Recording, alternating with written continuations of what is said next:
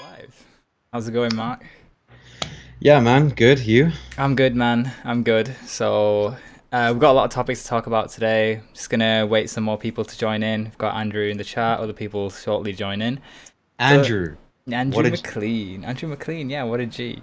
Lots of other people should be coming shortly as well. So, introduce yourself. Who is Mark? Also, MC that you prefer to be called. yeah. Well, my first name is Mark Christian, so hence the MC. Yeah, videographer based in Manchester, similar to you. I'm from Singapore, 24 years old. Yeah, very much into video more than photos. It's like now you've asked me, I don't even know what to say. Yeah, it's hard, isn't it, when you have to On the try to introduce spot. yourself on the spot in a nutshell. Who is MC? Love animals, love creating banging visuals, and creating with like-minded people. And YouTube. Amazing. Yeah. Awesome. So your talent and passion mainly drives in videography. What was it like before we jump into all the other questions? You said you're originally from Singapore. Did Mm. you already do videography back then when you A were there? little bit. Yeah. So I finished, graduated high school, um, and I was really into video, and I was trying to make it. I think no. I went straight to uni. Then after uni, I went back to Singapore for a while.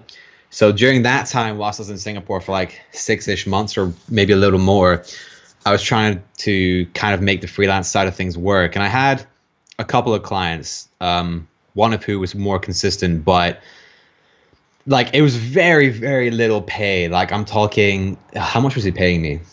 It was like $70 for a video. So I was making like social media type videos, but these are like, where it's like a video where like three girls will go to a restaurant and it's like, oh, this Hmm. new barbecue place has these things on the menu, and then you show Yeah. the girls eating it, and it's just a play to get guys to watch the video because the girls are cute or whatever. Right. Yeah, I used to make those, man. I was just like, it's whatever, it's work, right? So a And it lot paid of nothing. But social media grabbing attention stuff.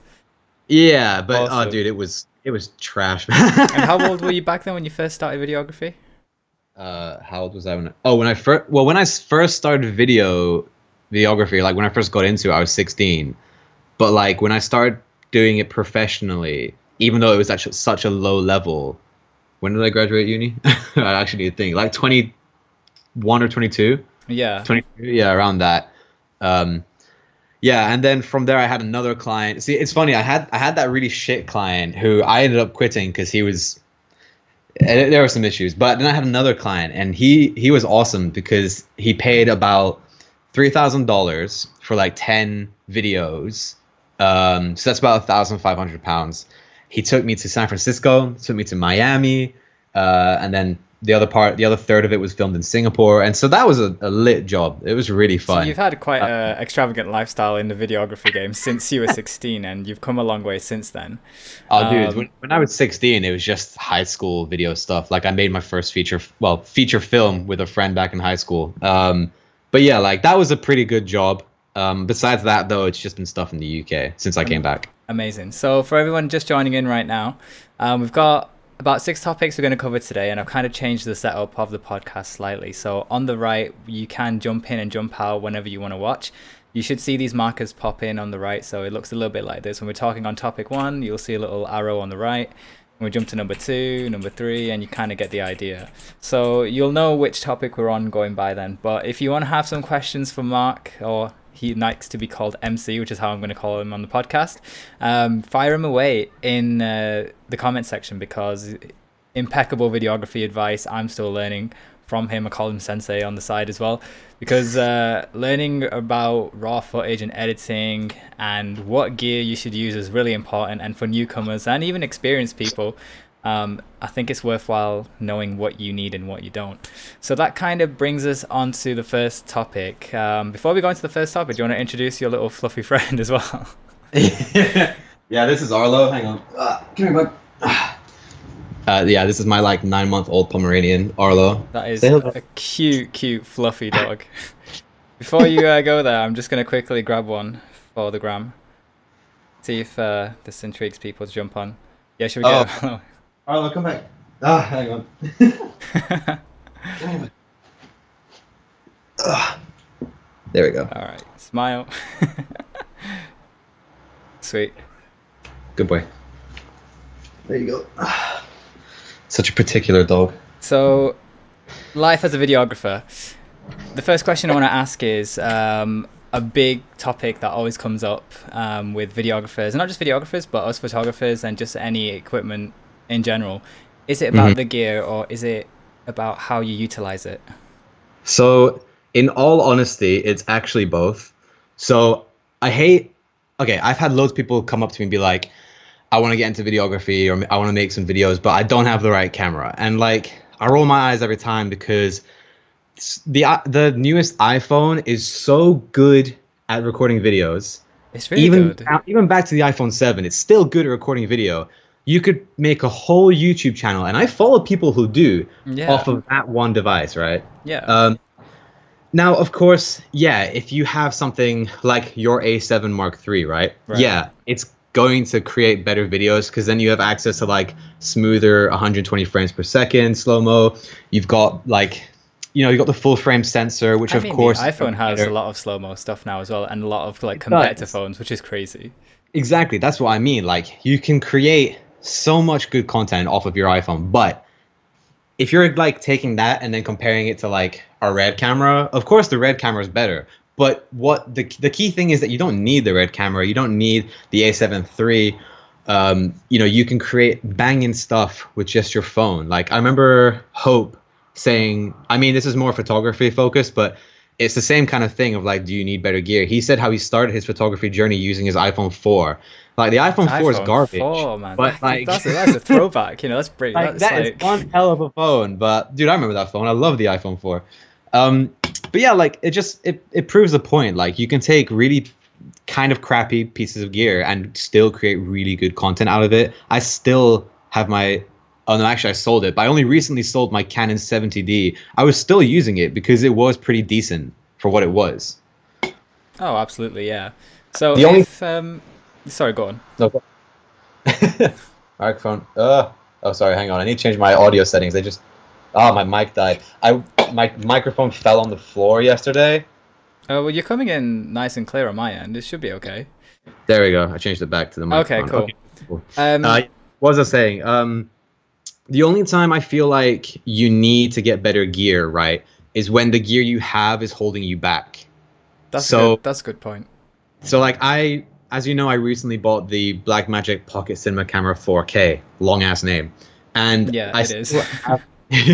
I still have the A7S II, but like, that's what I was shooting on before. And the reason I upgraded was just because I was just pushing the 8-bit codec so far, and I was like, right, I need to get a better camera for better image quality. that was a justified purchase. But I've had that camera for like 4 years, Yeah. honestly. So I mean, you know, Oh, you don't need. absolutely. But Big shout out to my guy O'Brien. Thank you for subscribing. He was my mentor in helping me learn the okay. ropes of photography, and it kind of brings me on to the question as well. It taught me a lot about being patient as well, about in terms of sticking with the gear you have. Because I had a 10-year-old camera when I first started photography, Mm. and it was the 550D. And honest to God, the focus points was rubbish. The dynamic range was awful, and it just couldn't even shoot in low light. So Um, I just had to hope that the weather was good that day and the lighting was good. But in terms of like the gear and how you utilize it, you said if it holds you back. So starting off as a novice videographer, do you think it's better to first learn the ropes with learning how to get better angles on just an iPhone and learn to get, train your eye, or is it good to, can you like maybe give advice on a starting camera that just does it all in one go for an affordable price when you're starting off? so funnily enough, I actually got asked this earlier this week on Instagram, like, oh, I've got like 600 pounds. What camera would you recommend? I always go straight to Sony just because they pack a lot of features into their cameras now, which is great because it means you can buy like the A6400, A6300 even, or if you can afford it, the A6600. So they're all APS-C cameras, APS-C sensor cameras, I mean. And that And they're basically means that they have a crop compared to full yeah, frame, yeah? yeah, exactly. So smaller sensor compared to like your A7 Mark III. But it's Um, cheaper, so it's a good starting point. Exactly, but like they have things like log picture profile, so you can learn how to expose an S-log to image, and then in turn you can then learn how to grade an S-log to image, Yeah, which is so so useful. talking about To, log, this is one of the reasons where we could argue that if a novice is starting out, one reason that's better than a phone is you don't get raw footage. So log is really good because it yeah, helps you grade your footage. And we're going to look into Mark's work just shortly. We'll look at his show reel where he's a master of color grading, and we'll get some advice on that as well. But yeah, the Sony gassing me A6400, up. the Sony A6600s, those small cameras Yeah. pack quite a punch, don't they? Oh, absolutely. Like again, I follow some other guy on YouTube. He's still using the A6300, and like the visuals are still really great. If you expose, like if you learn how to expose properly, and like you focus on things more than just the camera, so like the lighting and all that kind of stuff, and the framing, like you said before, because that's more important than just the camera. Hmm. Then I think if you take the time to learn how to maximize what you can get out of the camera you have currently, then after a while it makes sense to then upgrade. But like if you don't know how to use your camera, there's no point trying to buy a newer one that has better features, like better Just for the features. sake of it. This is like the old age Yeah. iPhone argument. I want a new camera for the iPhone because it's got three cameras now. But I Yeah, will say exactly. that the ultra wide is probably the best addition to the iPhone, Yeah, because I agree. you can now make full length films that do look cinematic if you get a nice little stabilizer. So finishing off on this topic, right? If you had to give, let's say, a beginner not photographer, videographer, a maximum budget for just starting out, what do you think is a modest budget to buy your first videography camera? I would say get a used A6300. That's between 400 and 500 pounds. I think I was gonna say 1,000, but a 1,000 is still kind of a lot to a lot of people. So if you're a 16-year-old and you're like, I want to get into videos, go to MPP, yeah, and like search their used catalog and find an A6300. Yeah. Yeah, old, but you don't need the latest and greatest. It doesn't have in-body stabilization. I forget what other things it lacks, but what it does have are a lot of features that most Sony cameras today still have. So you're not missing out on a lot, really. It's a good camera for what it is. Yeah, it's really, really popular, and I see a lot of YouTubers use it for making short films, and it's a good all-rounder, even content creation camera, isn't it? Absolutely, yeah. That's amazing. So that was really good for our first topic, guys. If you got any questions, jump it in the comment sections, and we'll definitely answer them, or MC will Where's the question definitely. at, Andrew?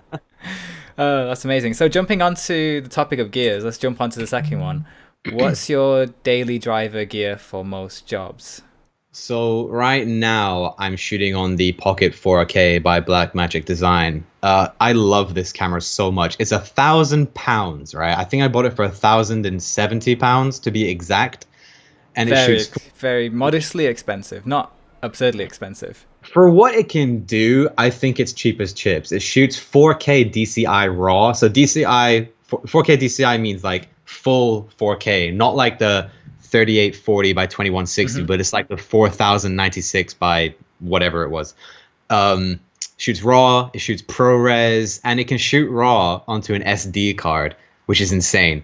It's got like a mini XLR port, blah blah blah. It's a banging camera. Before that, I was using my A7S II, but for client gigs, obviously not right now because of the pandemic happening. But I'm going to be using the Pocket 4K once this is all sorted out. The But Pocket yeah, 4K is really good as well, and something you recently bought. So we're just going to quickly jump in to MC's work. I've just shared my screen with him so you can see it. Maybe that's why they probably just saw it go a bit weird then.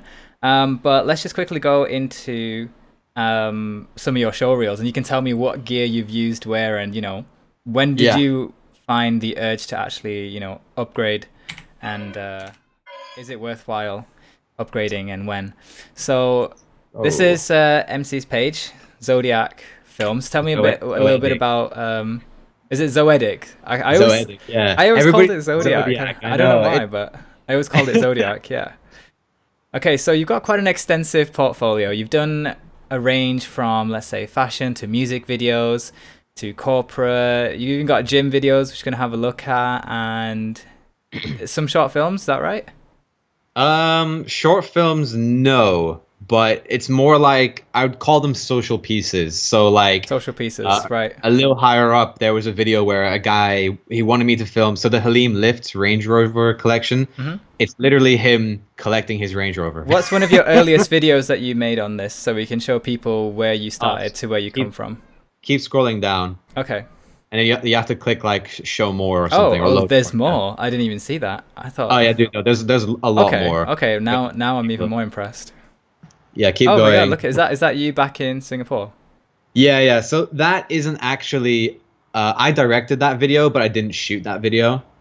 That's the only Okay, difference. So that's okay, it. so these earlier videos, right? It's gonna Okay, for let's those who let's know. name and shame. I'm just gonna keep it on mute. I don't want it to like blast Yeah, out. yeah, that's fine. Okay, Okay, so so talk me through this. What's going on? okay, so this was shot on a Red Scarlet W. So a bit of a story Okay, in itself. hold up. Sorry, you shot on a red camera as your first video. Oh, no, okay, that's not my first video ever. It Okay, just happens to be at the bottom of my website. My all first right. video ever, dude. I don't remember. Okay, so But this I is can explain if you want. yeah. Well, we'll come to that in a second. I'm quite intrigued about this one. So this is shot on a red, Yeah. the red camera, and for anyone who knows about red, it is expensive. So what's going on here, and like, how did you get this gig, and what gear did you use on the red? Okay, so this was shot for Conrad Sheen, absolute legend, one of my favorite clients, such a genuinely nice guy. Like the budgets aren't big, but he never ever lets me pay a single expense. Like even when it comes to drinks, even if I don't want to drink, he'll be like, "Yo, I'll buy you a water, I'll buy you a Monster." Every time we stop at a petrol station, shit like that. My gas is always covered. Such a genuinely nice dude. Helps me carry all my shit. So for this video, basically he found this location himself on some like abandoned housing website kind of Right, thing, right. and he was like, "This looks cool, I want to shoot here." And I was like, "Yeah, looks cool, let's go." Where is the shot, um, by the way? What Dude, location? I have no idea, I don't even know where it was. Was is this in the UK or is this It somewhere else? is, yeah, it's Okay. in England for sure, I just This don't remember. looks so like, it's shot in like America. Like everything just reminds me of like Trailer Park Boys or Yeah, something like that. I mean, because he does like country music, it is, I don't know, you get that kind of vibe from him for Yeah, sure. And also he is Irish, and like the Irish and Americans have like a similar accent, definitely so right. there's that Yeah. too. Anyway, but yeah, basically for this, it wasn't very story driven at all. There was a little bit of elements of story, but not so much. So really, it was just like we showed up at the place, we had a look around. I thought, okay, so this shot here and then the shot from the beginning, they're Right. actually in the same room. I just Okay. yeah, so this here, it's just literally I did a 180. I just turned around and And Were you gave you. the only person on this set doing it as a one-man gig, or did you have assistants? So yeah, I did it as a one man show at this point. Right now is where I'm starting to bring in more people. So like I'm actually gonna bring on Sonny to Okay.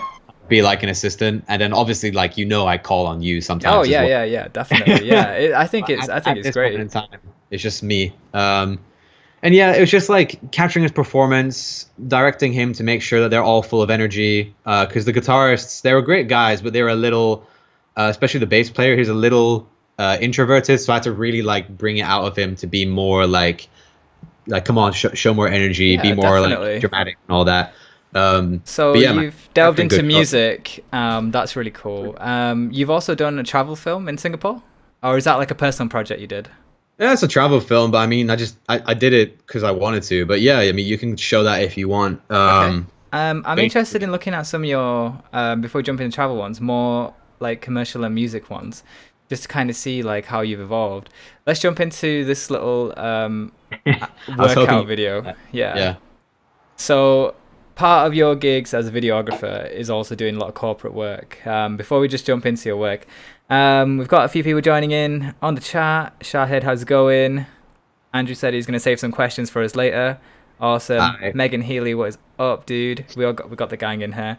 But yeah, guys, fire away your questions whenever you want, and we'll definitely jump in. There's only like a 6 second delay from us to you, so it's quite quick for us to respond. So yeah, tell me about the gear you're using here. Once again, it was actually just my Red Scarlet W. But the thing that really made this video was I've got a Pro Mist 1/2 filter, and basically what that does is it just like if you look at the lights, you see how they're all bloomy and kind of slightly Yeah, faded. they Yeah, look so that really nice. It looks like it's like a nice heavenly it looks like glow, doesn't old it? film, like Yeah, film stock is what I mean. it does. Yeah, it looks And really, that's really I nice. love that look. Obviously, it's what everyone tries to get as close to because the digital cameras are so digital and clean. So you try to Yeah. like, get as close to old film stock as possible. Yeah, there's been like a resurgence in trying to capture like film, but I'm just so impressed at like how you capture such cinematic footage with the red. Like look at all the Like, detail on the face and like the skin, and it's just crazy. And like you can see the grain. Yeah, I can see the grain like in the video. So yeah. when you're using the red, is it attached to lots of different like elements, or is it just a pick up and go camera? So when I was using it, I was just hand holding it. So it had a side handle that like the red side handle attaches directly to the red brain. So I was Right. just holding that and then like pulling focus, kind of like a gun. That is um, insane. I can see you holding a huge red camera that looks like an absolute rocket launcher. Oh yeah, for sure. So, Yeah, I mean, it was a heavy camera, but I go to the gym. It's fine. I can carry it. okay, yeah, Mark does indeed lift. So, another what you're trying to say is to be a videographer, you also need to be able to lift. Bro, for sure. I've Or just have the money to invest in like support systems, Yeah, like I've and seen stuff. some images of people using huge red cameras and Arri Alexas, and it's like on these harnesses, and everybody just looks bionic. I'm like, this is the future. Everyone's gonna be like It's the it's cool, Terminator. and I'll admit, on a long shoot, because this was only over like an hour, hour and a half, so it wasn't that bad. But Mhm. if you're doing like an all day shoot, you will absolutely feel it in your back after a while. It doesn't matter how strong you are. Yeah, I definitely I feel sorry for a lot of the wedding videographers who have to like take all that time. Oh my God. So Um, let's talk about some. You've done some. Is it car? Is it for other clients who basically just want self promotional videos? Basically, yeah. So you can see there's stuff from like the first What's Your Tone meet. So that's where I got more into fashion and stuff. Yeah, yeah, yeah. There's a lot of stuff for Let's have Ohio a Tea. let's have a look at this one. You've got the fashion edit, which is really, really like cool to watch. I love watching this one. So you're filming on what gear over here? So this was when I only had my A7S II. Yeah, this was at the point where I was just like, I'm gonna make the most of the camera that I have. So it shoots 1080p. It's an 8-bit 420 codec, which is like, should I explain codecs a little bit? We'll jump Or into codecs when we're in the editing section at the end. yeah, okay. Um, but right now, I just kind of want to see the difference. Is there a difference between using a red? Is there a difference between using, let's say, like a just a normal DSLR or a mirrorless camera? Absolutely, 100% there is. So there's a load of differences, but I'll just list like three. So Red's color science is the best. The amount of dynamic range on Red cameras, it has like 17 stops compared to Sony's, which I think now max out around 14 stops. Okay. And like those extra three stops, they really do make a difference because you can basically see everything in the shadows and then still have a perfectly exposed sky behind them. It's just insane. And then also the higher resolution, it does help create a crisper image, especially when Yeah. you like downsample to 4K. So I was on this shoot with you, and that when you were making this sort of like social piece that you talk about. Um, just before I actually jump into that, I do want to jump into one of the comments in the section by Yeah. O'Brien, who asks, "How different is the color grading process going from Sony to Blackmagic? Is there a huge difference?" Um, I wouldn't say it's huge, but for sure there's a difference. So for one, it depends on if you're shooting ProRes or if you're shooting RAW. I shoot everything in RAW just because I want the flexibility. So when you're shooting RAW, sorry, in post you can change your ISO. So obviously you still have to expose correctly in camera. But if you overexpose a little bit, your shot in camera, in post you can bring it down and like recover those overexposed parts. Obviously, take that with a pinch of salt because if you like horrendously screw up your shot, you're probably going to screw it up. um, and then, yeah, honestly, it's not too different. It's the fact that you can shoot in RAW and you have the flexibility to change it, but you don't have to if you don't want to. If you get the settings correct when you're on set and when you make the shot, then you don't have to change too much. The only thing is that you get a lot more flexibility when it comes to coloring. So like I can push the curves a lot more. I can apply a more aggressive grade, and then the image won't break, as opposed to like when I was shooting on my Yeah, Sony. definitely, definitely. And Yeah, being really. on the It's shoot more with you advantages. when we were filming this one, like it's insane to see how it started and what the finishing product was. And you only used your mirrorless camera on that one. So these Yeah. two were done on the mirrorless camera. Let's look at one that you did on the Blackmagic, just so we can kind of show the difference between. So Um, unfortunately, there isn't a Blackmagic oh, video on my website that's because fine. when I got the camera, I forgot to mention, that's when COVID-19 hit. Oh, yeah. Okay. Well, it So is fairly I didn't new, actually like in terms of get like a when you chance. purchased it. Yeah. Let's You can talk. go to my YouTube actually to show some of the Black Magic stuff. I'll Yeah, send you yeah, a link. yeah, Skype. yeah, yeah. We'll definitely jump on the YouTube. I'll try and look at some more work, and then we'll jump into some more questions. And then for the editing section at the end, we'll jump back into YouTube and look at the Black Magic stuff. Yeah, sure. Awesome. So we've looked at some corporate videos. We looked at some social pieces. You've also done music videos, right? Yeah. So let's have a look at a recent music video you did with Martha. I believe you should have it around here. So here's one that you've done. So tell me about your setup rig for shooting music videos. What's it like, and what did you use on this piece? So again, it was A7S2. So having gone from like using my Red and then coming back to a mirrorless camera, I was like, right, if I'm going to use this camera, I need to trick it out as much as possible. So I created basically this whole like cinema rig for it. So it had its own cage and a top handle and a big monitor, had a V-Lock battery so that I never had to worry about battery life again. Um, full bell and whistles and shit. And basically for this, it was just using that and and using it handheld. The shots that were in Chinatown that we just saw, that was on a gimbal, and it was just switching between the two things. The performance shot of Martha was on a tripod, and basically Martha, she's a legend. Shout out to Martha for one, but two, Yeah, she really also had great, already, great she, musician, yeah, an she already artist. basically storied the entire thing. She was like, at this part of the song, I want to see this. At this part of the song, I want to see that. Her and Alto did a great job with that, and I was literally just like, "Well, you've made my job easy. Let's just get Definitely. to it. I'm gonna let Arlo out. Go on, buddy." So, do you find that when you're, let's say, a novice videographer, can you Yeah. get away with handheld videography, or do you feel like you should Yeah. also then get a stabilizer? You should also try and get a gimbal, a tripod, all these different things. Like, what's a good budget setup for someone who wants to make, I don't know, commercial videos, some music I'll videos tell you here and what. there, social media stuff? Can I swear on your podcast? No, you can't. Uh, I'll get demonetized. No. But I don't know. I was gonna say like F gimbals, but like That's fine. You can do that. you don't need a gimbal at all. I think handheld for one has come back in a huge way. Yeah, Uh, definitely. but okay, yeah, for some gigs you'll need it to be smooth, and that's just a fact. But it's like if you're just starting out, just focus on the bare essentials. Get a decent camera and a decent lens. Even just use the kit lens that comes with it.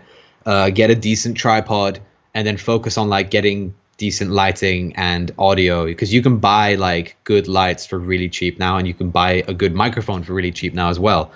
Um, a gimbal, I would I would say wait until you need it for a job, and even then just rent it, because people like rent them out for like £40, £30, really Yeah, cheap. that's a good option that a lot of people. I was going to ask you, like you're giving all these suggestions, but the price is also adding up. But renting is also an option. You don't have to buy Mm, gear, you can rent it. yeah, Which brings absolutely. me on to like the second question. What about lenses? You're using a lot of different lenses when you're filming. Like look at this one which starts off and it's like looks like Inception, where it's like huge ultra wide shots.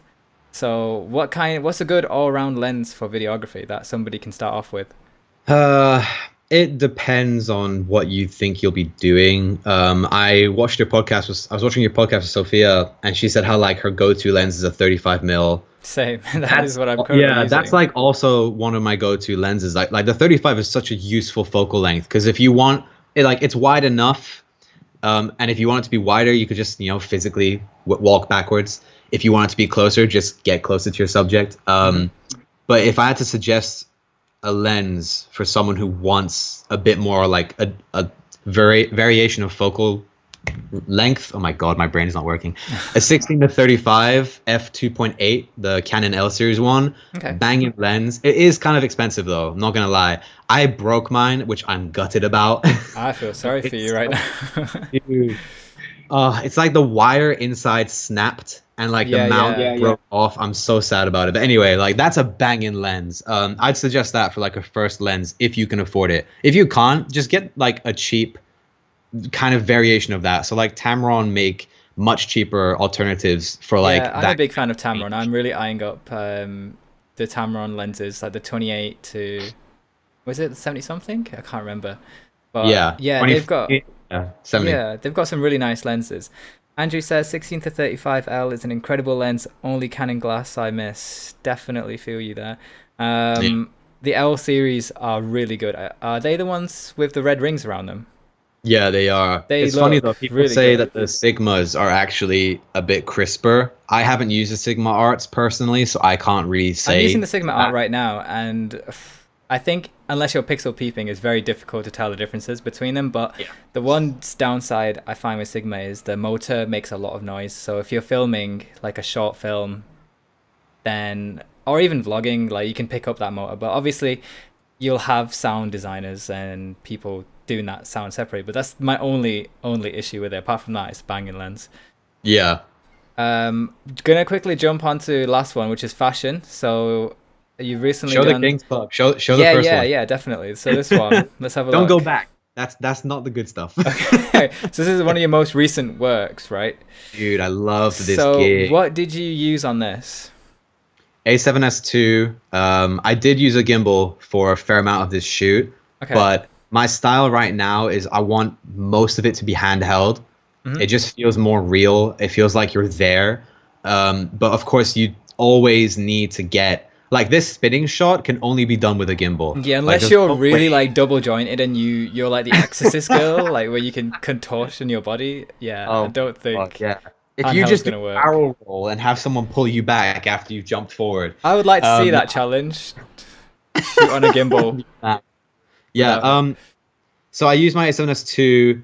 I had it basically. I didn't use the cinema rig at all for this. I just had it bare bones A7S2 with the Tamron 17 to 28. I had my Sony Zeiss 35mm f1.4 as well, Yeah, and then I had an 85.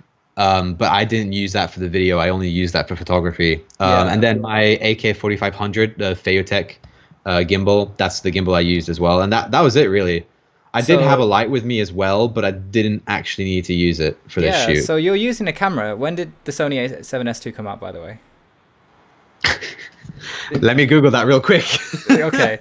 I asked that because I think you're a good example of someone who takes their time with using the gear and really like taking, every single advantage of it before upgrading. Because the A7S II is a few years old, isn't it? Dude, I think it's 5 years old. Yeah, It it's came in. out. Oh, it is. It came out in October 2015. That's mad, man. So for everybody watching right now, um, do you feel like if you're getting like the big urge to upgrade and find the best latest thing? I mean, I'm looking at Mark's video right now and I'm just like gobsmacked at like the quality of it because A it 5 year looks old. it it looks so cinematic and it's like a 5-year-old camera can pull off that and I could happily see that on TV somewhere or on an Thank you. advertising page, and I wouldn't even be able to tell the difference whether it was done on like the latest mirrorless or one from 5 years ago. Yeah, So, I mean, like especially the shot where it's like we're looking up at him and it's like that big white wall, this area, and then hmm there's a sky behind him.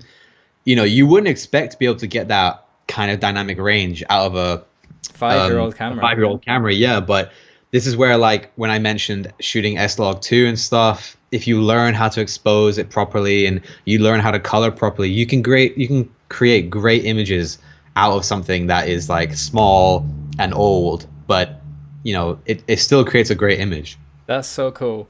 And just tells you, more ideas about just spending your money wisely. And if you guys can Yeah. find like a Sony A7S II for second hand, that can create half of the stuff that MC's made, then Oh, you can dude, make no, no, that you no. can make that Don't money recommend the back. A7S I, II. I probably If you're will. if you're looking if you're looking for a camera and it's like you're that kind of price range, get the A7 III. I would Yeah, never I think recommend the the A7 A7 II. the A7 III's dropped a lot in price since then. Yeah, but my point Yeah. was, I mean, like, how mad is it that you can Oh choose yeah, for a sure. 5-year-old that you're still shooting on a 5-year-old camera and like imagine all the money you've saved and made back, and you can then go invest into like new lenses instead. I wish I could agree with you. I mean, that's completely true. I just personally haven't done that.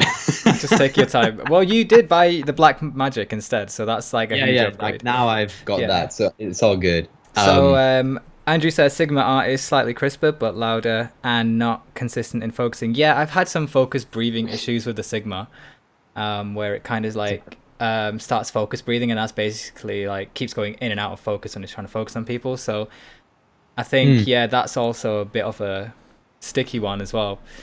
So Yeah, I mean, yeah.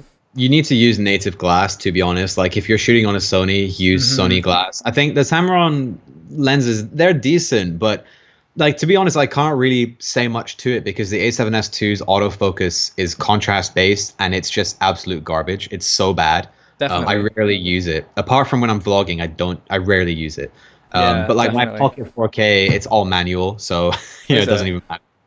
Yeah, yeah. It has like an autofocus system, but it's like that one shot kind of like it'll hunt for the focus and it'll get it and then it stays there. If you want to Definitely. I find think I think it's if you perfect. guys get native glass, yeah, you'll get the best advantage, especially like eye Yeah. tracking and things like that.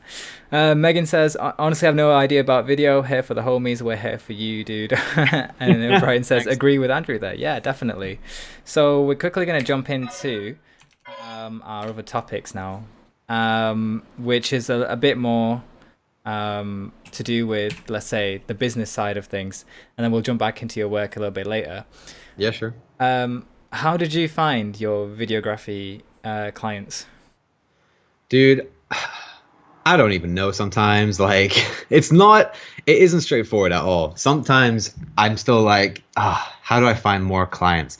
It's honestly just like DMing people on Instagram, emailing people all the time. The main thing though is keep putting out work because you can say to someone, hey, I can do this. But if you don't have the work to show you can actually do that, it's not actually like you won't secure that job. Like, hey, I can shoot um, a fashion film, but you've never done a fashion film, that person's not going to hire you. So that was actually one of the bigger factors for me was like when I started putting out a lot more work on my Instagram, I started having people DM me like, hey, I saw this video. I love it. Can you do that for me? That's the bigger thing, really. Just keep creating stuff and it will come. But obviously at the same time, reach out to people and show people what you've done. So you think it's a balance of doing a lot of personal projects to build your portfolio of what you'd like to get hired for, but then Yeah. also trying to reach out and maybe like get into, was it emails or is it DMs or is it Oh, network meetings? What is it like? all of it. It's all of it, man. You can't just do one. You have to do all of them because it's like, what if you emailed 100 people, right? But if you had also DM'd 100 people, maybe you would have got a job from those DMs, you know? Hmm. Yeah, I hear you. So essentially, it is having a lot of, let's say, networking skills. That's what it comes down to at the end of the day. Absolutely. Jobs are just not going to land on your doorstep. You have, no matter how good your like profile is, you have to kind of like learn how to market yourself. Yeah, which is something that I only recently learned to do more so, like towards the end of last year, start of this year. Obviously, right now, can't really make use of it, but you know, you definitely need to know how to like present your work to other people and be like, I can, one of the big things for me was learning how to like be more of a business. So you analyze a potential client, say like, hey, like I see you're selling kitten beds, right? Like cat beds, right? Okay, that's But an your interesting website, topic. yeah, I don't know, random. Let's just go with it. Okay. Your website it shows the product, but let's say they have really good images, right? But they have no videos. Like right, so if you can pull up research on them saying, hey, videos engage people more than photos do.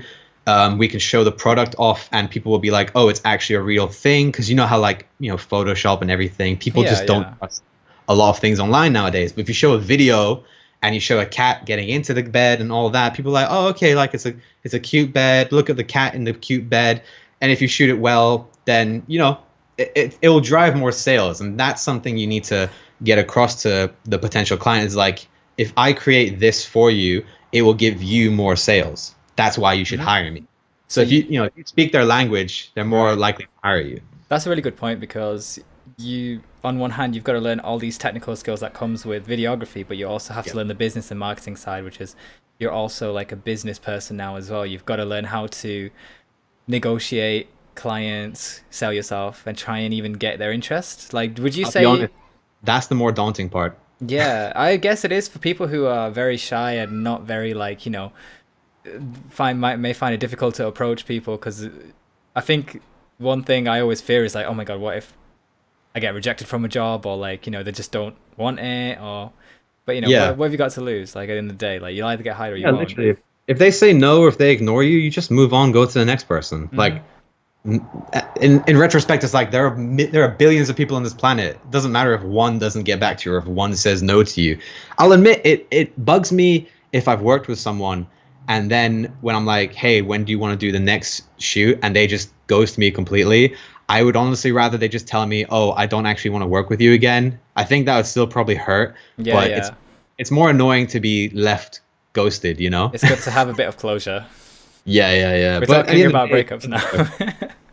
now. Yeah, definitely. So Andrew says getting rejected for a job is the best thing that can happen because then you realize that it doesn't actually matter. It's not the end of the world. Definitely agree. Yeah, like you said, there's tons of other jobs that'll either find you or you'll find them. Yeah. Um, Rohit, how's it going, bro? Would you say you get more jobs coming to you, or you have to make the effort to go towards the jobs and the clients? So I've recently got into the wedding game, much like you have. Mm, Um, and for that, because I've never actually done a wedding before, it was just a lot of like, I'll do it for cheap. I'll just, hey, like, are you getting married soon? I'll film your wedding for free. It's just lots of reaching out and trying to get out on as many channels as possible. Um, but then when it comes to, sorry, I have to keep letting out Arlo. that's okay. But then when it comes to things like fashion work, like that last video for the Kings Club UK that we just Mm, watched on my website, that has got me a lot of attention. So that's had people. it looks really Yeah, good, man. Like, thank you.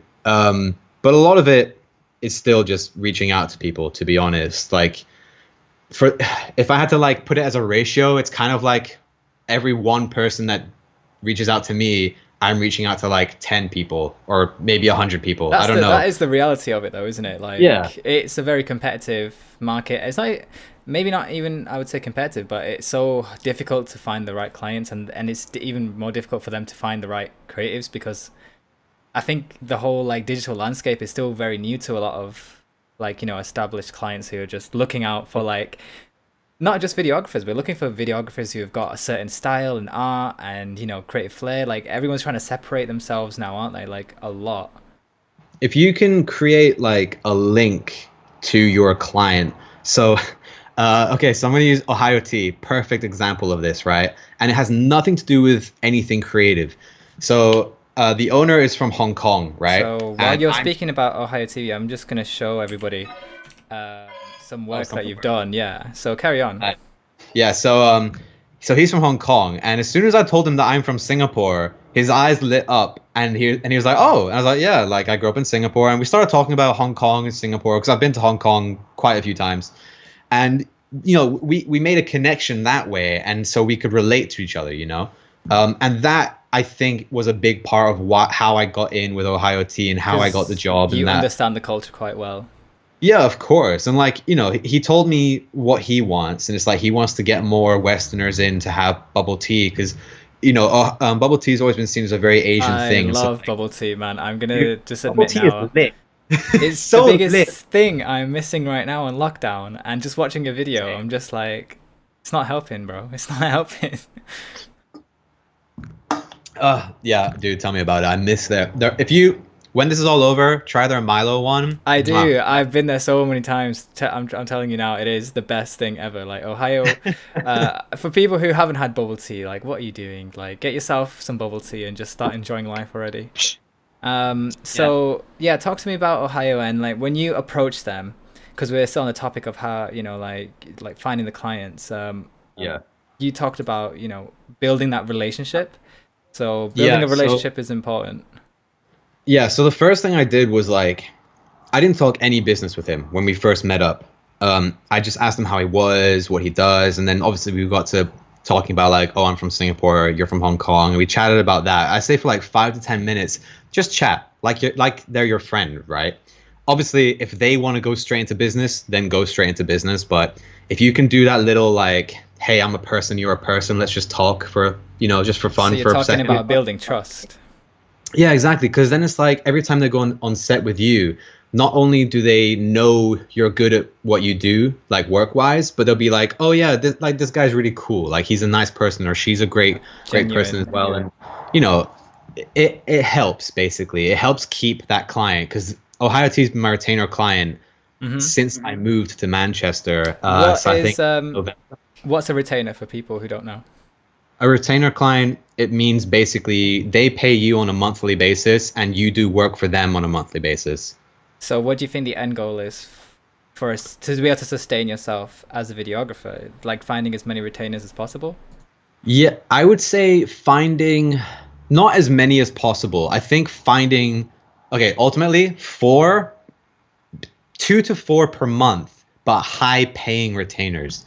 So I tracked out a plan on how to earn 100,000 a year. And it Damn. was like if I have 4 retainer clients and like if a couple of them are paying, if they're all paying like 2 grand a month, so that's 8 grand a month, that brings me close-ish to about 100 grand a year. That would be the dream. I So mean, like I'm sure that is doable if you really get your game plan and strategy in place.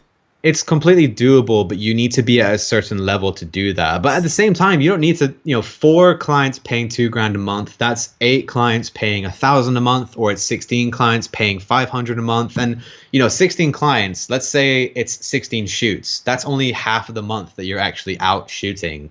And then let's assume the other half you're editing, Yeah. or if you edit on the same day or whatever. Then it's half the month you're working and you earn around 8 grand. Now, of course, that's a very high number to be hitting. Obviously, you'd want to be going for those higher paying clients, and if you can provide like a higher level of quality in terms of like production value and like Hmm. what you bring to them, like, oh, I've got this amount of gear, we'll be bringing in these people and this set design and this lighting and specialized gear if it's needed, and you make it worth the price you're charging, because on top of the price you're charging, you'll then charge rental price, so you're not losing out on like whatever you're charging. Yeah. yeah, like that's the goal really. I'd say like my goal is that, but to have a production company going. So I'd have employees and stuff like that. So I think that's the same journey that a lot of videographers want to start out with, doing it as a passion, eventually finding clients, eventually finding retainers, upgrading your gear, maybe building or working for a production company, that, and then just earning the Mm. bag, right? That sounds Yeah. really cool. So I'm just going to quickly read out some comments. Andrew McLean, and knowing a wedding photographer helped you with that MC, I'm guessing you're learning a lot on the go as well. Hey Robbie, what's up, man? Milo Bubble Tea, what? Yes, man. Milo Bubble Tea is amazing. Oh, It's the Brian, best. brilliant explanation of retainer clients. Yeah, retainer clients. I think when I first figured that out, I was just like, "What? You can actually get paid all the time for doing jobs?" Because I mean, if you think about it, like as long as there is demand for content, there will also be like demand for your services. So Dude, there's never definitely, been more demand for content since like at all apart, like up until the last few years when social media exploded. Content is king. Like videos are not to put a downer on photography because photography is so important, right? of But course, of videos are course. even more important, right? Because you can Yeah, get more across with a you video. can capture people's attention more, and I do agree with that. I think Yeah.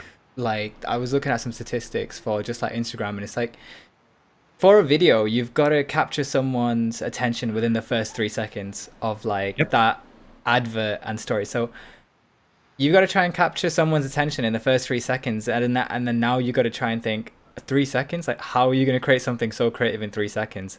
Like, it's You'll be just surprised. crazy. The best thing I thought about it was when I was back in the Vine days, and it was like 6 second videos, and it was just like Yeah. 3 seconds to capture attention, and someone's just like doing like crazy challenges. But like now we have TikTok, it's crazy. But it's mad though that you know the industry used to be once this huge advertising agency where we'd think about a 1 minute advert segment for a show, and it would be like big studio, big lighting, and now it's like the demand for like such high budget stuff isn't there anymore because it's all being downscaled onto like these small devices that go into your pocket.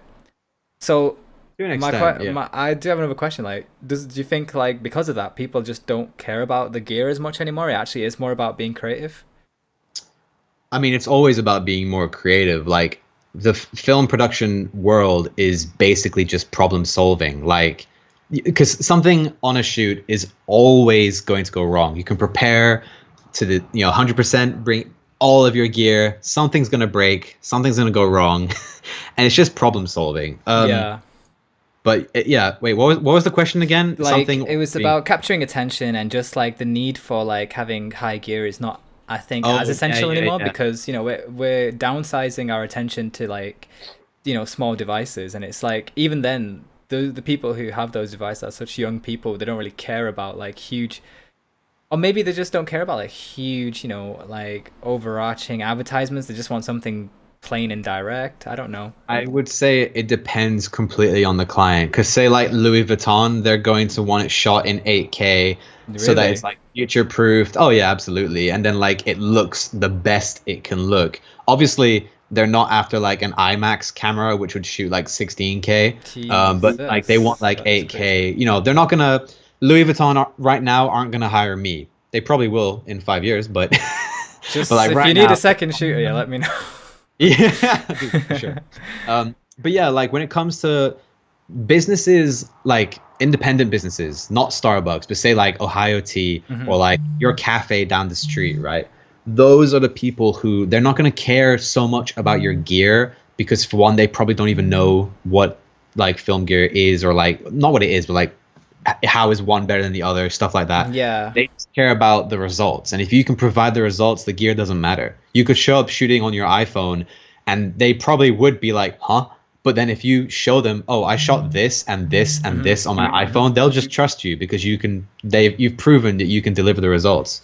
So yeah, I'd always say creativity over your gear for sure. Definitely. So you heard it here first, people. Creativity over your gear. So we're gonna jump onto the next question, which should lead us nicely into another big contentious topic, which is finding your worth and how to decide your rate. So before we jump onto that, Megan says, Absolutely love that explanation. Can bring that into any creative production, even photography. Definitely when we were talking about, capturing attention and like video and photography for sure. So yeah, talk to me about finding your worth and how to decide your rates, because obviously you've given a lot of advice for beginners.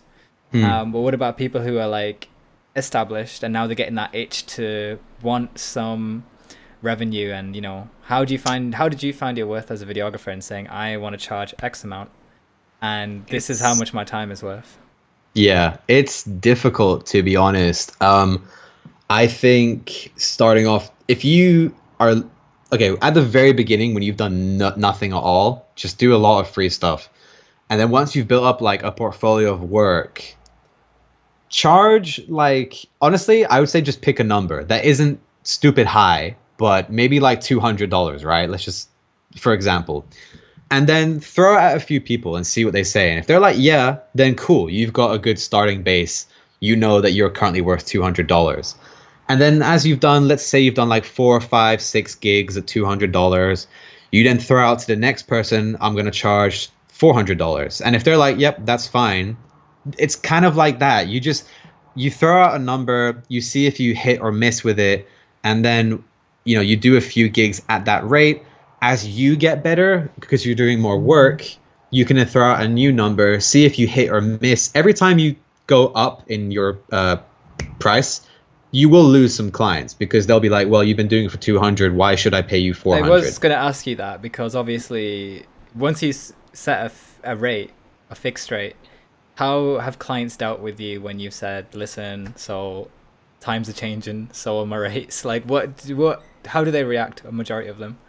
Okay, so I haven't actually had to do that to any of my retainer clients yet. But basically, the way I do it is like I'll have so I have a set price for Ohio T right now, which I'm not going to state the You don't number, need to, just but yeah. yeah. And I've been leaving it at that just because Alex is a G. He's a great client, always takes care of me. I get so much bubble tea on my shoots, man. I would But be then happy for just new having a clients, retainer for bubble tea each month, honestly. oh yeah. But then like for a new client, when he comes along, I'll just increase the price a little bit. And I'll be like, that's what I charge. And then from that job, the end result, I'll show it to another person, or they'll DM me being like, how much? And I'll just increase the amount a little bit more from how much that shoot cost. Hmm. And that actually happened. And I think yeah, like I went up to about 400 for the gig that, for the person who DM'd me, and he Hmm. was just like, yeah, sure. And it's just, yeah, like I haven't had to do exactly what you've asked if I've had to do yet. So unfortunately, I can't really answer that question. Well, I But think you I did would give say though, a for good some advice to that. explanation. Sorry, say again. As I was going to say, you did give a good explanation that if you can't change the current retainer that you're on, you can then at least still increase your other clients slightly to see how your overall, monthly income can Yeah. change. I think though, if you do want to tell your current retainer clients, like, hey, like times are changing, so are Yeah. my prices. Yeah. You can put it is I'm. You can say if it's true for one, you could say I'm becoming busier. So I'm just letting you know that I need to increase my prices because if you still want me to be working for you, you have to pay more because my time is now more valuable. If you've got 20 people wanting you to work for them a month, that's not exactly feasible, especially if Yeah. let's say like 5 to 10 of them are actually big shoots. Hmm. You have to be selective and you have to prioritize. Okay, personally, I'd prioritize the OG client and then I'd also prioritize the money because rent. Yeah, definitely. So with Ohio T, pardon me, he was like my first client, so I'm not going to ditch him just because someone else comes along. But there will be a point in time, I'm sure, where I'm like, hey, I need to up the price a little bit because I'm becoming busier. And if you can also give them more value, so if you're increasing Yeah, it I from was going to like mention that. yeah 200 to 400, and you say, oh, but like now we're going to have higher production quality, you're going to be using studios more, blah blah blah, make it worth it for them, and they'll be like, yeah, okay, that's fine. Especially if you already have a relationship with them, most of the time they should be okay with it. Yeah, recently I was doing just photography for a client for the longest time, and then they saw some of my video work and said, "Can you also do video?" I'm like, "Well, at a cost, yeah. And they're like, absolutely fine. And it's like, it was a good way to just negotiate a bump, you know what I mean? And it Yeah. just, that subtle change can just mean a lot when it comes to like your overall income. Yeah. Because sustaining yourself as an artist and like as a videographer or a photographer, it's never guaranteed, is it? Like, especially look at the situation we're in right now. So it's like Dude. you gotta make the right bets on who you want as fixed rates and who you want to, I don't know, gamble on, like in terms of like increasing it. You know what I mean? Yeah, it's all you just got to be smart as well. Like if you there was oh, I forgot to say this before. It's kind of like when you increase, let's say you have 8 clients a month, right? And if you tell all of them you're doubling your price, and if you lose half of them, you're still making the same amount of money, but you're doing less work. So it's Mm. not exactly a bad thing. You know, it's still a win because you do less work, but you're still earning the same amount. So it's just be smart about it and think like which client is more likely to be okay with the price increase, who can afford it as well. Because if you're working with a lot of independent businesses, you have to bear that in mind. Like, I would love to tell every client, "Yo, I cost 1,000. Deal with it." Yeah, I wouldn't. You um, wouldn't. but these people, they also they have employees, they have insurance, they have stock, they have And they have to electricity justify bills, all that water bills. payment. Yeah, exactly. And also Yeah. you have to be realistic. Like, how are they going to pay their rent if you're charging them an extortionate amount, or to them an extortionate Hmm. amount? Yeah. So I try to bear that in mind too So and be a you're bit basically reasonable. saying your rates will have to be different for each client who has a higher Yeah. income compared to a lower income. Can't charge like a university student like hundreds and hundreds of pounds for a project compared to like a big corporation. Oh yeah, no, absolutely, dude. Martha's video was I did it for very very low because she's a Hmm. uni student and she's a friend, and like I Hmm. was fine with that. Normally I Yeah. would charge around like 500 ish for a music Hmm. video, Like a but package. you go off of the situation and you make exceptions. And also if the music video is going to be banging, which Martha's was, it's like I wanted to make it, Yeah. so yeah, sure, I'll take the price cut Yeah. to So make something that looks good and in turn will make you more money because you can then show it to people and be like, this is what I made, and they don't need to know how much you got paid for it. definitely. That's all really good advice. So if anyone else has any other questions about the business side, definitely post in the comments. Like MC is really great at like just the industry haggling and negotiating and that kind of stuff. I think there's a certain level of confidence as well. At some point, you got to build in yourself Mm. because some people probably get too complacent and just think, "Well, this is it now." You So always gotta be striving to build more, man. I yeah. have a picture in my mind for what I want my company to be like. Hmm. I'm talking big office, maybe a team of between 5 to 10. Like that's where it's going to be. It's That just going to sounds take quite a amazing. few Yeah. years. Definitely, yeah, and that's the game plan, isn't it? Yeah, it's not a race, it's a marathon. So just take your time with it, and eventually, it will be. So the next topic I do want to touch on now is: do videographers also have to be good at editing? Because you talked about, okay, I need to be a business person. I need to know how to use a camera, and now I've got this like third elephant in the room, which is editing. Like, is Mm. that a necessity, or can you just dish it off to somebody else and let someone else edit your work? But is it your It, work then, or is it only half your work now? Like, what makes a videographer? Is it the whole thing, or is it everything? well, no. I mean, like, dude, you could be an assistant on a film, and that's still a film that you worked on. So it's a film is the creation of multiple people if it is done by multiple people. So there's that. Two, it's like it depends on the situation. If I'm working, let's say, I don't know, I'm in Hollywood and I'm working on a feature film and I'm the cam op, right? I don't need to worry about editing because there's the budget to hire an editor. But if you're just starting out and you don't have these clients paying you to like have budget for an editor, then it will be very useful for you to know how to edit. I would just say, yeah, just know how to edit. Even basic editing and basic color grading, Okay, they're very important skills to have let's for have a sure. look at some of your work actually for color grading and editing. Because I'll um, suggest which one do you want to look at? scroll through. Because this kind Oh, of actually, just you know what? Go back to the very first one, the Kings Club one. I think that was some of my best color grading for the A7S2. sure. So Yeah. you're also I'd say really good at editing as well. So when you were talking about your rates, do you include the idea of being also an editor in your rates as well?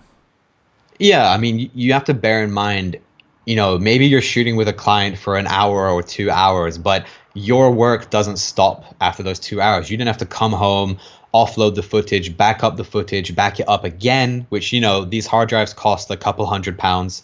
And then you have to spend, let's say, like 8 hours editing, maybe. Like this was a 1 minute video, spent about a day and a half to 2 days editing it to get it how I actually wanted it to be.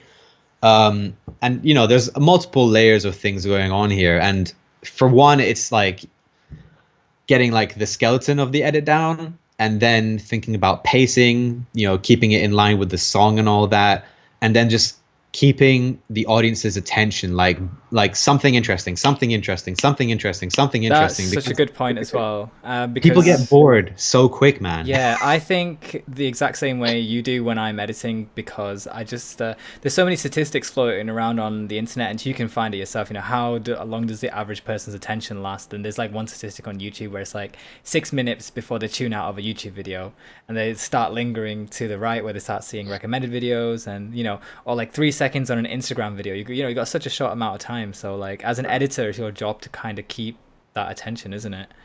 Yeah, I mean, it depends on the multiple factors, because it depends on the person watching. Because sometimes I'll sit and watch something and it could be a long, drawn out shot, right? But if it's like something beautiful and it's just 1 minute of this one thing that's beautiful, let's say it's like a tracking backwards shot, right?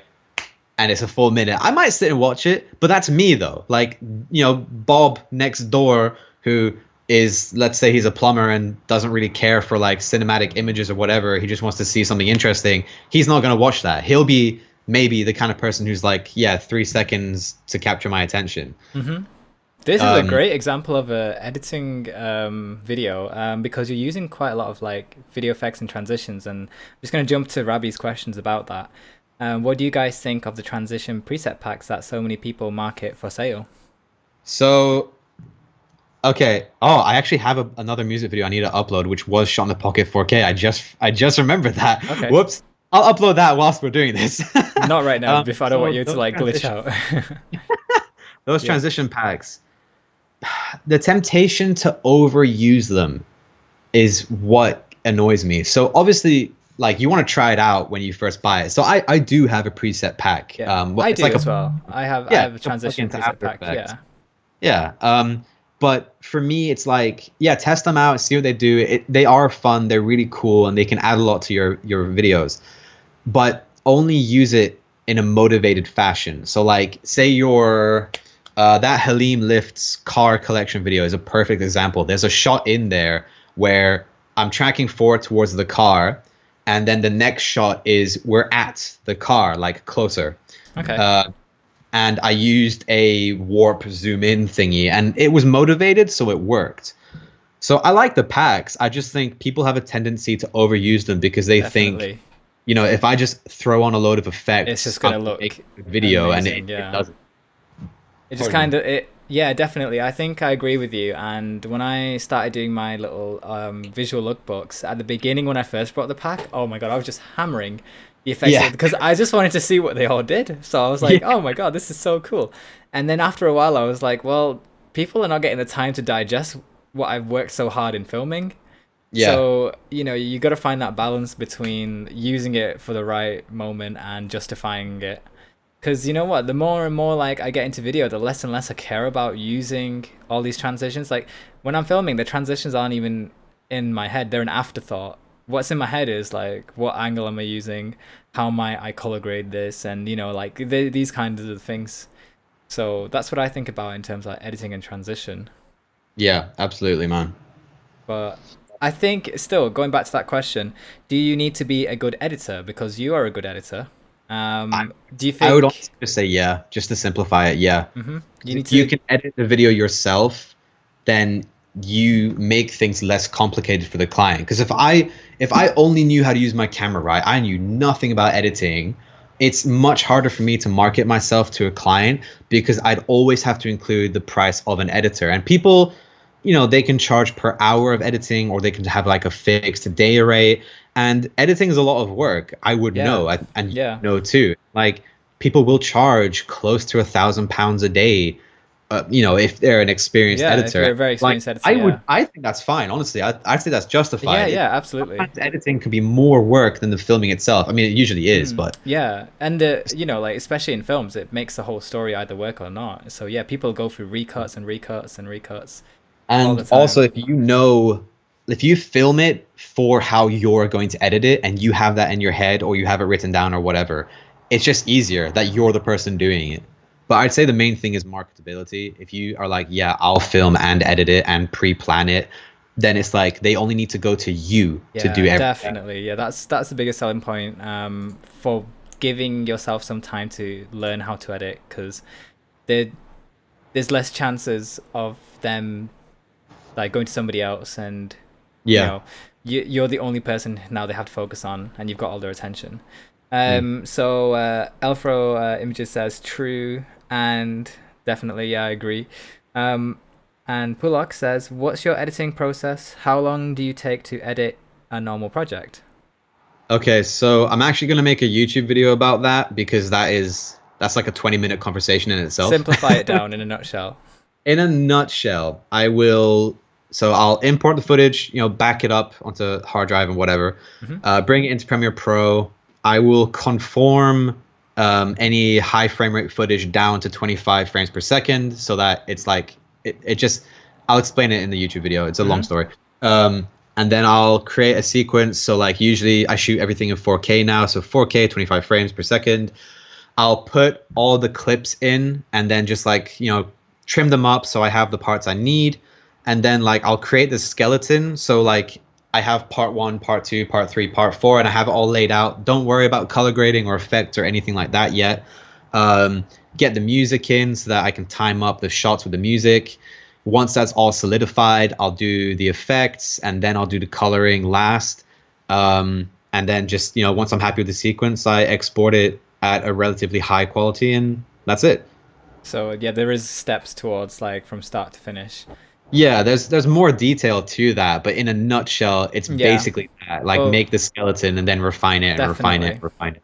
So look out for Mark's YouTube video on that. I think that's going to be a good one for people who just want to learn the editing process of it.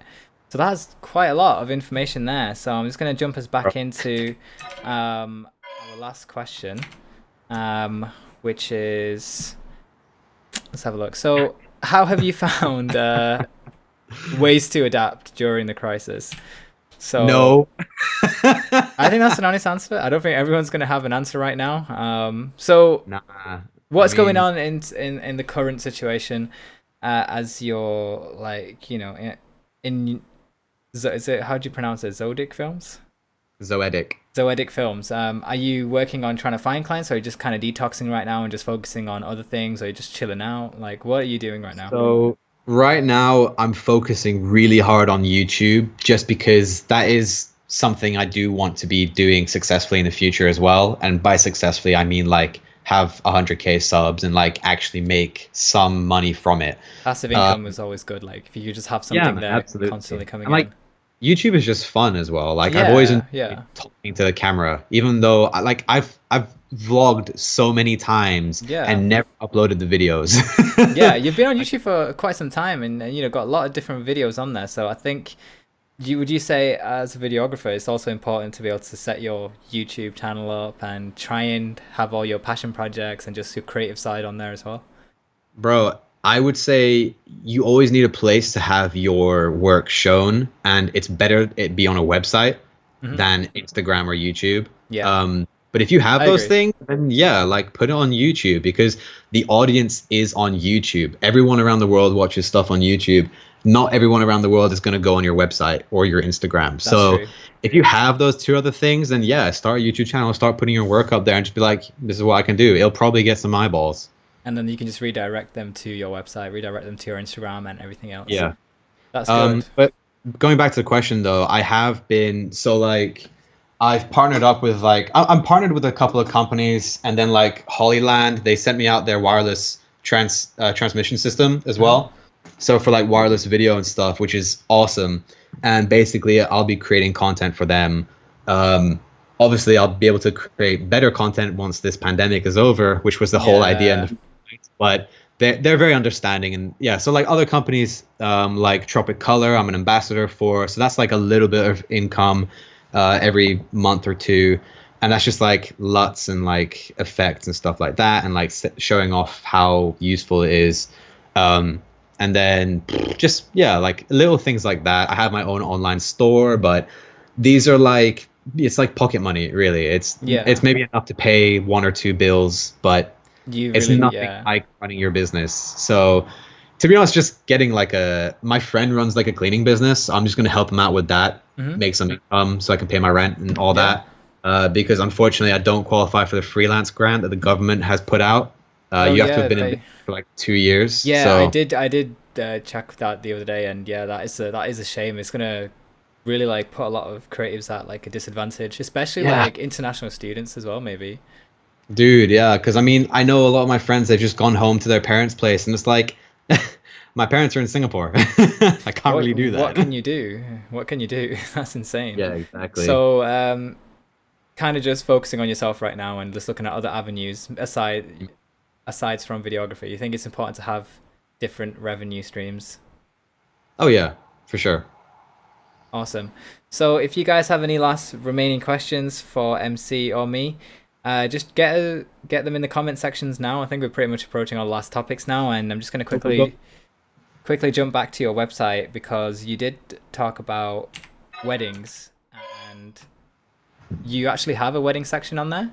And this is you exploring another avenue in your like journey, isn't it? So Yeah. you did So a lot of commercial work, a lot of industry work, but now you're jumping into weddings, and you kind yeah. of like listed a lot of different packages on here. So you know, kind of taught me through like what your journey in weddings has been so far. Are you kind of finding the clients, or have you done anything yet? So I have a booking. So it's a single couple, but they're having two ceremonies. Hopefully one in July, Okay. and the second one will be in August.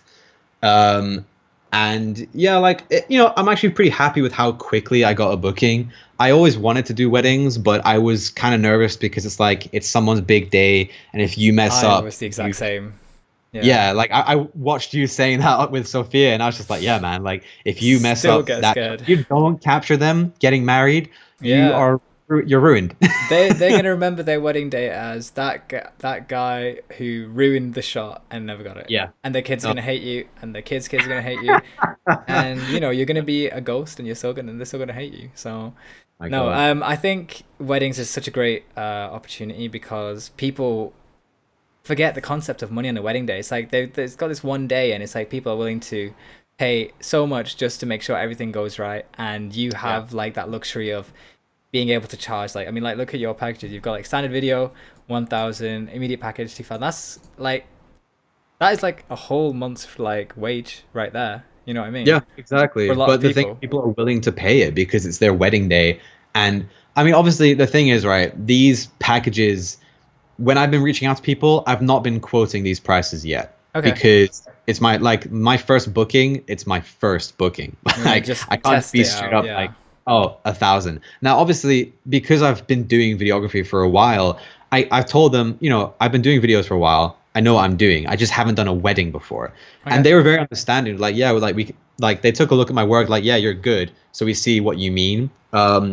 So like I'm charging them like around half of what the standard video price is, which Cool. is still it is cheap for a wedding, but it's still an okay amount. Like I'm fine with it. If you can get Uh, like what 2 weddings a month, maybe bro, you're sometimes good. more, like you're Yeah, good. Like that's even like you know you even if you don't get all your other jobs, you've still got something for you every single month. And exactly. you know, sure, it might not be the thing you enjoy the most, but like it is a really good opportunity. Like when I was speaking to Sophia, she was like saying, you know, she gets food, she gets all these breaks, she gets a lot of stuff like you know accommodated for, and Bro, I can't wait. It's an Indian wedding, and oh, you're gonna love the it. You're fiance, gonna love it. she was like, "Oh, how are you with Indian food?" And I was like, "I'm from Singapore. I love it." And she's like, Hmm. "Oh, great." Another going back to the whole connection thing. As soon as I told her that, she literally her eyes lit up, and she's like, "Oh, okay, great." Yeah, because then like I'd understand everything because like I had Indian friends growing up, and like I understand the culture and all that. So that again has come to help me out business wise. Yeah, But yeah, man, I can't wait for some good food. Oh my God. I think that's what it is. Like you know, you can justify your negotiations a lot more, and you can just it just turns into also enjoying the job rather than just hunting for money. Yeah, So man. I mean, excited for you, man. weddings, thank you. Weddings, I know are big money, and that was a motivation, I'll be honest, for why I went down that avenue. The other motivation is just like I enjoy all genres of video creation. So, like, corporate videos, if it's a headshot, you could still make it look really, really good, like a headshot interview type thing. If you make it look banging, that's a job well done. That's interesting. And then fashion work is always interesting. A Yeah, wedding, you can create a masterpiece of beauty and cinematics, and then like you can make a tearjerker of a video. yeah, You can make definitely, something definitely. epic. So it's And just word enjoyment. travels fast in the wedding community because friends of Yeah. friends now will want you. And I'd say networking maybe for weddings is much more easier than building trust for, Oh I don't yeah, know, trying to because find like businesses that have all their, money depending on you. yeah, exactly. Because like the couple, their friends are all gonna watch that wedding video, and then when they get married, they're gonna be like, "We'll just hire this guy. Look at the great job he did," you know? Yeah, yeah, yeah, for sure. So I think it's good to be diverse. Like if you've got a camera, and it can do many different things, and why not you also do like many different things with it as well. Exactly, Awesome. Well, it has been fun talking to you about your whole journey.